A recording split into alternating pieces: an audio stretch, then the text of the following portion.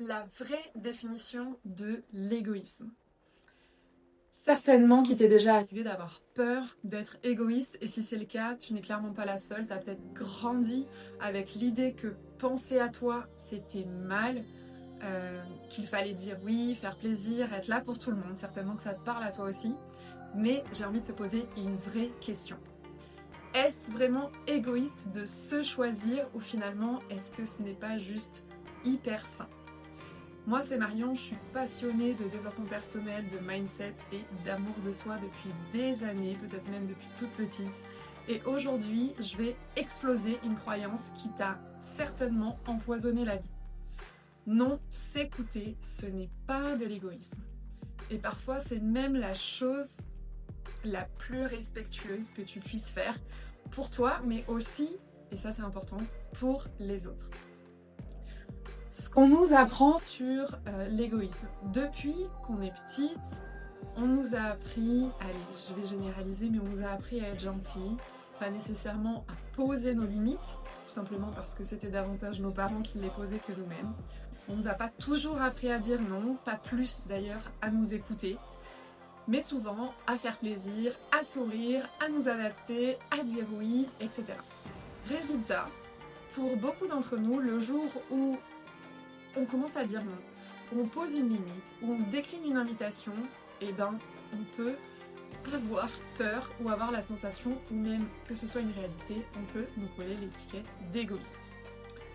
Mais la vérité, c'est que ce que l'on appelle souvent égoïsme, c'est juste du respect de soi et prendre la responsabilité de ses besoins. Et ça, mais je sais pas toi, mais à mes yeux, c'est vraiment pas quelque chose de toxique. Au contraire, c'est plutôt sain, mature et je dirais même indispensable. La vraie définition de l'égoïsme, elle m'est venue de Lise Bourbeau. Ce n'est pas moi qui l'ai inventée, mais j'ai tout de suite senti que cette vision allait me porter et qu'il fallait que je la partage avant bien sûr que je l'expérimente, et aujourd'hui donc je vais vous la partager. L'égoïsme, ce n'est pas penser à soi, c'est demander à l'autre de faire passer mes besoins avant les siens.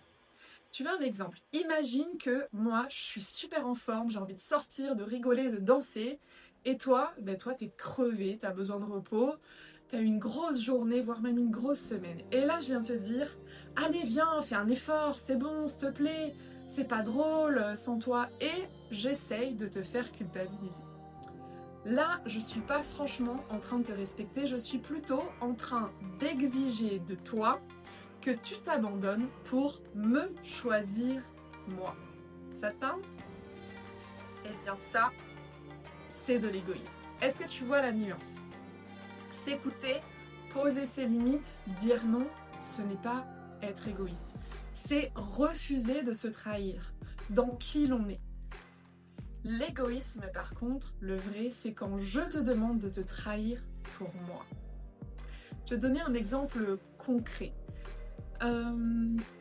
Ou plutôt te partager une partie, un passage peut-être de mon histoire.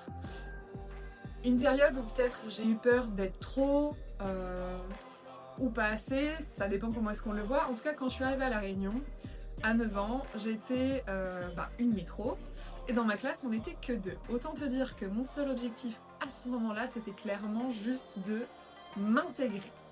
Alors je me suis beaucoup adaptée. J'ai souvent dit oui alors que j'aurais voulu dire non. J'ai suivi des gens, des comportements, des dynamiques, juste pour être acceptée.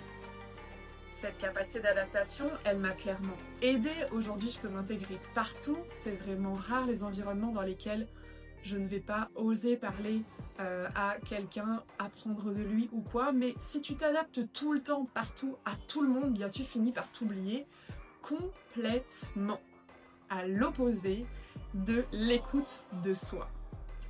Et dans ces situations-là, eh bien les personnes en face, elles peuvent, tout simplement parce qu'elles ont un intérêt, elles peuvent à ce moment-là développer donc ce que je te disais, c'est-à-dire une forme d'égoïsme, et me demander à moi, il faut que je sois consentante évidemment, me demander à moi de faire passer leurs besoins à eux ou à elles avant les miens. Je Je me souviens notamment d'une amie que j'avais rencontrée, j'étais en CM2, hein, et qui du coup avait justement cette capacité à dire, à demander des autres qu'ils fassent ce qu'elle souhaitait.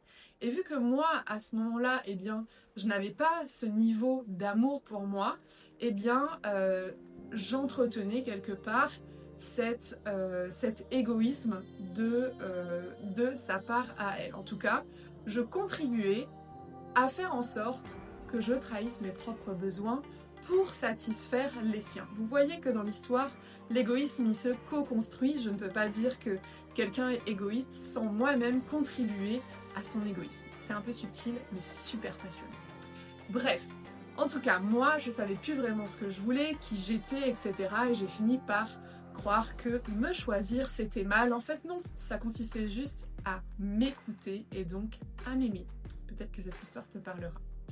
En tout cas, si ça te parle, dis-le moi en commentaire. Dis-moi quel passage résonne avec toi, ou peut-être c'est quoi la dernière fois où tu as eu la sensation de t'oublier pour pas déranger, pour faire passer les besoins des autres avant les tiens.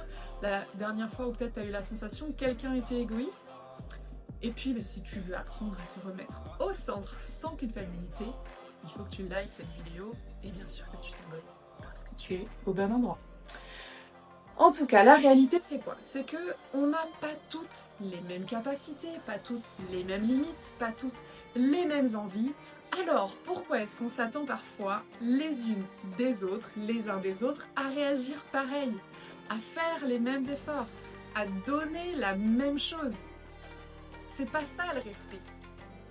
Le respect, c'est accepter que tu n'es pas moi et que je n'ai pas à être toi.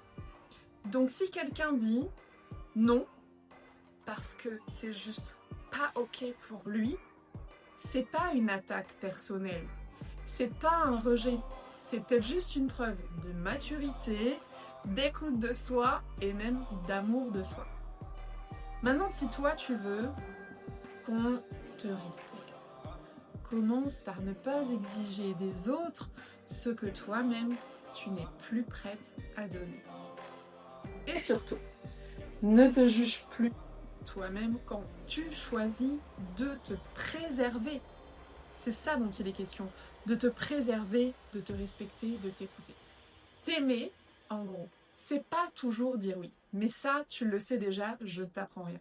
C'est aussi te permettre de dire non, évidemment, mais la subtilité, c'est que ça, ce n'est pas de l'égoïsme. Et non, dire non, ce n'est pas de l'égoïsme, c'est de l'amour de soi. Retire-toi de la tête que tu dois toujours tout donner. Cesse de croire que ta valeur dépend de ce que tu fais pour les autres et autorise-toi à revenir à toi. C'est pas égoïste de te choisir. C'est nécessaire. Te choisir, c'est t'aimer. Être égoïste, c'est totalement autre chose. Être égoïste, c'est demander à l'autre de trahir ses besoins, ses envies, ses limites pour ton propre compte à toi. Tu vois la différence?